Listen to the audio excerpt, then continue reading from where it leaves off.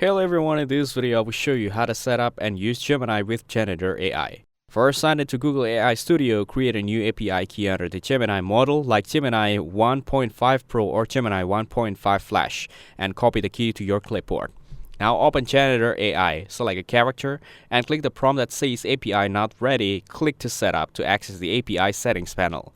Here, choose Custom or Reverse Proxy as the API type, then enter the Gemini API endpoint or a working reverse proxy link that supports Gemini.